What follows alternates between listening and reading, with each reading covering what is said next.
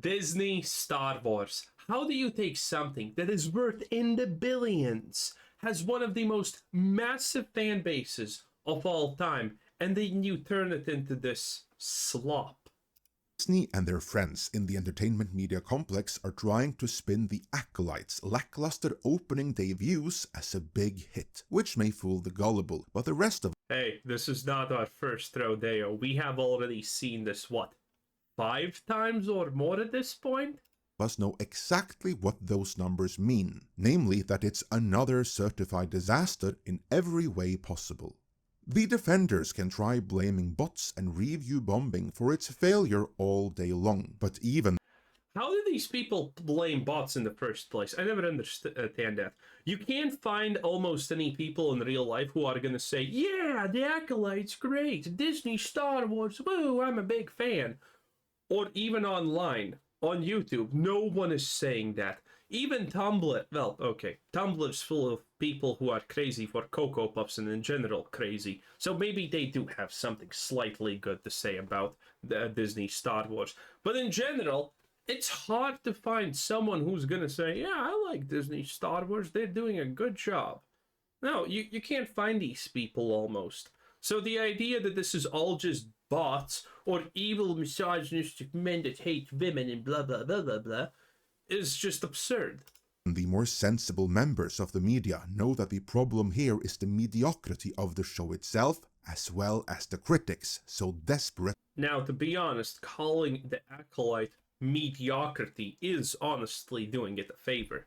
This show is just absolutely complete and utter garbage. And I have not even ever talked about the campfire in space because reasons. To defend it.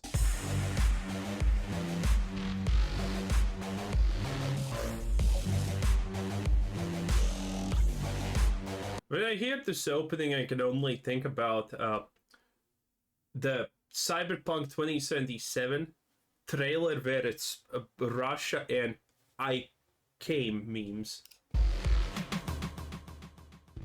The Acolyte blasts onto Disney Plus with 4.8 million views in first day of streaming, declares Deadline Hollywood. Wow, so many views! What a huge hit this must be, is of course what they want you to think reading that headline. And Now, to be fair, I actually believe that those views are legit, obviously, and whatnot. There's no reason to suspect they aren't. But the reality is, even before the Acolyte came out, this was already clear gonna be the greatest disaster of all time for Star Wars. So, a lot of people just wanted to watch this to know how bad it's gonna be. It's like people who watched Barbie. There were tons of people who went and watched Barbie because they just heard it's gonna be so bad. They just wanted to see how bad it is gonna be. Hey, people who watch things because they want to see an absolute train wreck are real. I have watched every season of The Walking Dead. I did not enjoy a single moment of anything in that, but I loved every second of it.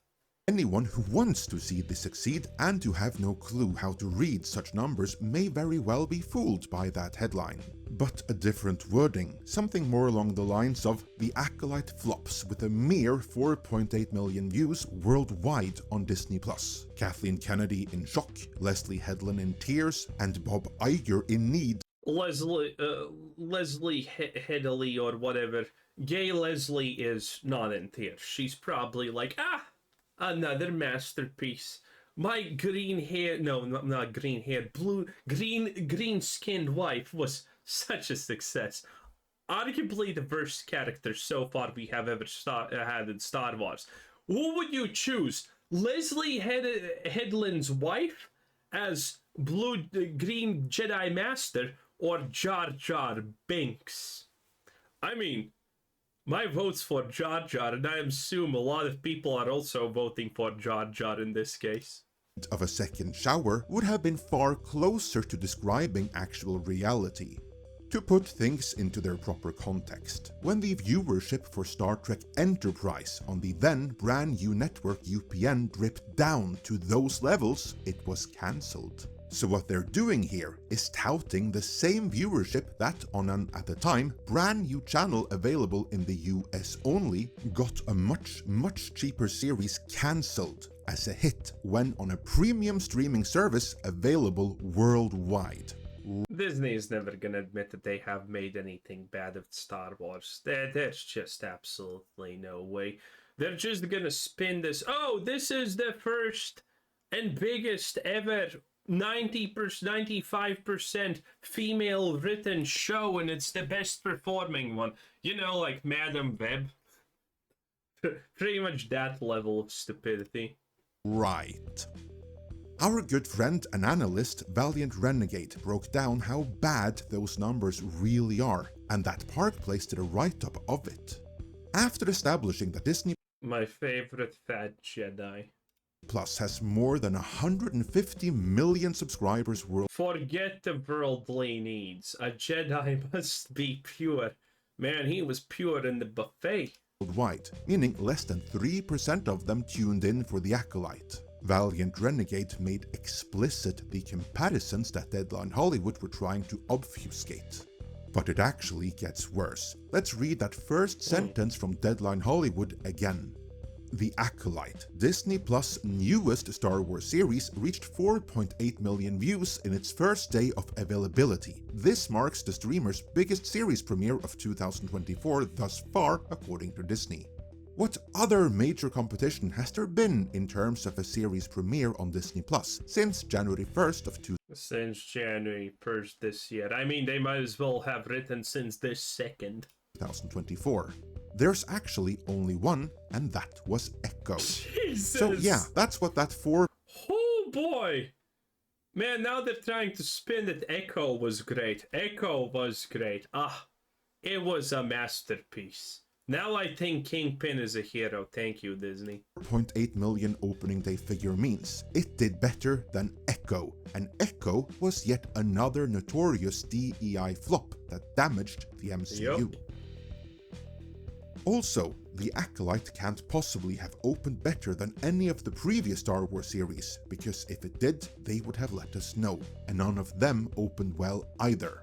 But Valiant isn't finished. That Park Place continues. Next, he compared the show to HBO Max's House of the Dragon. Oh no! House of the Dragon, much like The Acolyte, is a very large budget show, 200 million or so in that range. Man, House of the Dragon Season 2 is gonna destroy Star Wars. House of the Dragon already destroyed Star Wars. But Season 2, man, Season 2 is gonna be epic. At least insofar as we know. And I think it's out today. I can't finish it. I can't actually wait until I finish this and then I can just watch House of the Dragon Season 2. But let's look at what the actual viewership looks like for a seriously big hit show. This from 2022, following the season, or series premiere I should say, of House of the Dragon. 10 million viewers. 10 million. More than twice as much as what Disney is reporting, but it gets worse. Indeed. Worse? I would say it gets better for us because this is hilarious. Because as Valiant broke down, those 10 million for the House of the Dragon were largely in the US only, while the 4.8 million for the Acolyte are worldwide figures, which makes its failure with viewers all the worse. But let's shift to how the series has been received, because not only did comparatively few tune in to see it, they didn't like what they saw either. You know what's my take on this? I think the first 3 episodes are gonna have a hugely disproportionately high view count compared to the rest of the episodes, because when the Acolyte was announced, we already knew that it's gonna be a disaster, and the only reason to watch this is to see how bad it is, which I am doing, which a lot of people are doing. So the first episode obviously gets that bump, and now it's the fact that it is well known that episode 3 is gonna completely ruin Star Wars until the end of days. And man, that is something I'm not gonna miss. That is, people are gonna watch episode 3 without episode 1 or 2. Just because episode 3 already has such an absolutely notorious reputation. Star Wars The Acolyte has now settled at a critic score in the 90s and audience score in the 30s over at Rotten Tomatoes, even if it at times has slid down Wasn't the critic score for episode 2 like 100% or something? into the high 20s. As we saw in the previous video, the critics of the entertainment media complex simply cannot accept the gap between the critic score and the audience score. In their minds, they are the arbiters of truth. Obviously. And since they value things like diversity, equity, and inclusion far higher than telling a compelling story, let alone retaining the verisimilitude of the fictional universe we are supposed to witness. Crashes in a spaceship, by the way, is strapped in. When she wakes up, she's even out of her seat. It's a sub-zero planet. The whole ship is covered in snow, filled with snow, in fact.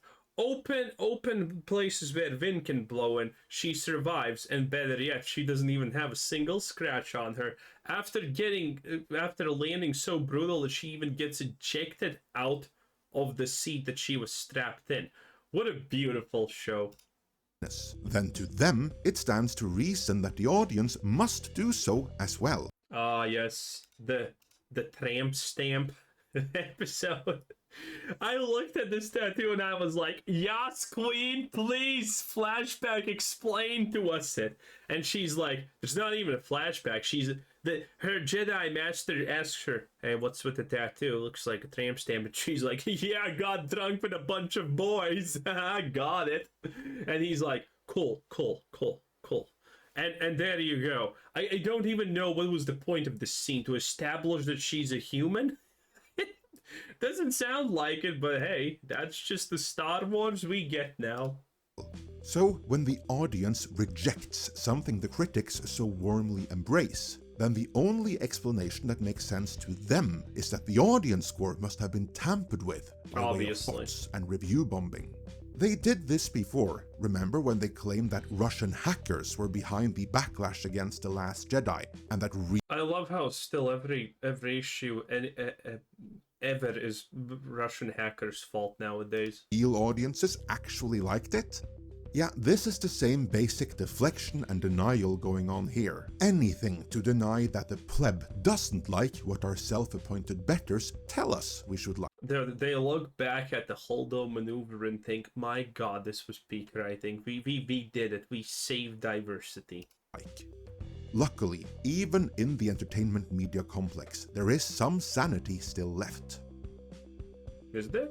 Eric Kane over at Forbes writes, "The critics must be crazy. The Acolyte is just another mediocre Star Wars show," and that is exactly right. Although I do think labeling The Acolyte, and indeed any post-The Mandalorian Season 2 Star Wars show as mediocre is being very generous. Yeah, true. Kane writes, "The critics must be crazy. I've said it before and I'll say it again.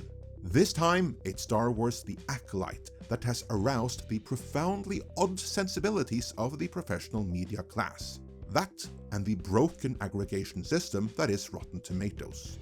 First, he isn't too impressed with the series itself, writing, "The Acolyte retained..." I mean, barely anyone is, to be fair, so not really a hot take. "Many of the franchise's worst habits and does next to nothing with the new setting that..." Also, the reason is, doesn't Forbes have some pretty good ties with Amazon? So they obviously will critique everything Disney, but the moment it's an Amazon videos thing, it's gonna be like, best thing ever, and it's gonna be the same slop. It's just two giant conglomerations fighting to try and say that they don't stink like shit. Makes it actually feel new. This could be set 2 years before the prequel trilogy and nobody would be the wiser. But what really sticks out to him are all the other critics walking in lockstep, parroting Disney's talking points. He writes, "Disney and the show's creators have billed the series as a darker delve into Star Wars. Critics have echoed..." Oh god, the darker delve into Star Wars.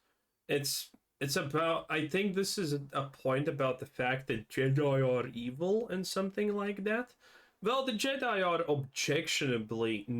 objectively, fully objectively, not right always, but they kind of are as good as you could possibly get. Sure, they're incompetent morons a lot of the times. Like, Palpatine's rise to power literally could not happen unless the Jedi are idiots. But, at the same time, they are objectively good for the most part because the fact that they're good is just confirmed by the fact that they try to prevent conflicts in the universe. That alone makes them good. But this show is trying to show that the Jedi are evil or something like that, which is completely fine. And by the way, an interesting thing to actually delve into, because, well, fun fact, the Jedi do take Force-sensitive children away no matter what, and literally indoctrinate them into the Jedi Order. The Jedi Order is effectively a cult for all intents and purposes. You are either indoctrinated or, well, good fucking luck. And that's kind of how it works. So there is something to be explored about the Jedi not always being the good guys and doing some objectively not good things constantly. But all in all, they are still the good guys. And Anakin blowing up the Death Star.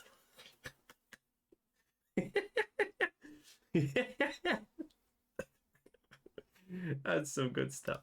This sentiment, calling it a show that makes bold choices.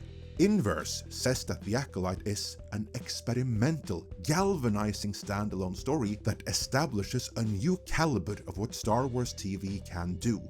Galvanizing, new caliber. Gosh, wow. We must be watching different shows. Addressing all the other critics, the ones that got this to 90% on Rotten Tomatoes, he writes, Sad. I feel like I'm living in an alternative universe reading these, one in which being a critic no longer requires you to be critical, but rather rewards. Hey, it hasn't been for a long time. We already know that Disney buys critic reviews also. It's not even a hidden thing anymore. It's just common knowledge. You for simply liking the right things and disliking the wrong things. One of these quotes gushes over the impressive fight sequences, while another says it doesn't rely. Those fight sequences aren't impressive. They're kind of dumb. The whole show is dumb. Every Jedi Master is stronger and better than the Acolyte, but they never even care about, just actually taking her in, subduing her. They're just like, okay, I just proved I'm stronger than you by a literal landslide, by just, using one arm to deflect everything you have. But will I actually beat you down and take you in like I should? No. No, then the plot can't continue. On copious action scenes. But really, the number of reviews calling this some version of a compelling story, or a riveting thriller, or Star Wars has never done this thing before, simply boggles the mind. None of this is even remotely true. I say this as someone who has been mildly entertained by. Anyone remember the 5th time Disney was like, oh my god, this is the first time there's a female lead in something? I do. It's hilarious. This series so far, and will gladly watch the next 4 episodes. Because remember, reviewers have seen 4 episodes. Oh. But really, you have to be realistic about these things. The only ground being broken here is in the cemetery where they bury our hopes and dreams. Ouch. It's true though, nice one. He continues. Nothing here, beyond the era, is actually all that new, and very little about it is particularly compelling or well written. It is, however, very, very diverse, and I suspect that this focus on diversity drives a great deal of both. The best part is this is not even diversity. Listen, removing every white male and replacing them with, for example, only blacks or Asians is not actually diversity. When you take one race out of it and replace it with another, and the whole movie is just one race, that doesn't make it diverse because it's not white. But well, who am I? I'm just a woman-hating incel, obviously, considering I dislike Disney Star Wars. Well, I guess I'll just live with that without any problems in my life. Sad. The positive critical reception and negative audience reviews. When you commit so utterly to making a social cause the thing that defines your show, you effectively guarantee that it becomes just another shouting match in the never-ending culture wars. This, of course, is exactly right, though I would add that the ones behind this culture war, the aggressors in it and perpetrators of it, are the likes of Disney, Bob Iger, Kathleen Kennedy and Leslie Headland, and of course, all these critics doing their bidding, as they all weaponize the once unifying cultural landmarks like Star Wars and make them toxic and divisive. Also, I commend Kane for doing what Disney and the other critics won't do, namely read the negative fan reviews. And in so doing, he discovered that while diversity is what is being weaponized, that is actually not the problem that most people have. He continued. Yeah, it's just a stupid show in general. It just has woke written all over it, but, you know, again, I have argued this for a long time. Fully woke show would still do well if the show itself was good. But when you wokeify a show, you're kind of completely shoving aside everything that normally makes a show good. The fact that there is only one white male in this show who then decides to off himself because he bad man, obviously, is not really too much of an issue at all. It's the show's just stupid and bad. Most of the complaints I've seen so far don't focus on the diversity issue, but rather on the stilted dialogue, predictable plotting, I actually think the diversity is great in this show, by the way, because it's going full circle now. You have removed all the white males, so the white males can't be incapable and stupid. So who's incapable and stupid now in the Star Wars series? Black males. The only black dude now is like the punching bag of being stupid and incompetent. It's great. I absolutely love it. It's just, there always needs to be an oppressor. And since all the white males have already checked out in this Star Wars universe, I guess black males get the privilege of being the least oppressed, thus making them the oppressors. Nice. and so forth. I agree with that. If you take away the Star Wars veneer, if you take away the diversity, you know what's left? Another A bad Jedi. That's what's left. shitty J.J. Abrams mystery box production. That's all this is at the core. This doesn't qualify as any kind of Agatha Christie style whodunit. This is just J.J. Abrams style mystery box upon mystery box and nothing else. Kane continues. Mostly, long-time Star Wars fans just continue to feel generally deflated by the overall mediocrity and lack of ambition that Disney is bringing to the table. Well, there's a lot of ambition, honestly, here. I kind of disagree with that. I see a lot of ambition here, but again, the show's just really dumb and bad. The plot makes no sense, the characters are boring. Technically, there is some ambition, you know, there. Or maybe not, maybe I'm mistaken, but in any case, it's just bad, and that's the whole problem. And the plot makes no sense, the characters are one-dimensional, boring. Pretty much nothing you see happen in the show is even noteworthy. It's just like head-scratching. Why? And, oh, are we just gonna ignore the basic laws of physics now, or something like that? This show is literally made for the people who think that when you get stabbed with a lightsaber, you probably are going to survive because it cauterizes the wound. Because they don't understand thermodynamics, aka that heat from a lightsaber, which is in the thousands degrees. It was thousands degrees, right? Yeah, I think it was thousands degrees. Gets dissipated into your body and you will get cooked inside. It will literally liquefy your insides or burn them just by being a second or two inside your body. So yeah, a cauterized wound, kinda neat, but not exactly neat when all of everything around it has been turned into a paste. Truer words were never spoken, and I will end this on his conclusion, which echoes what we've all been saying for years now.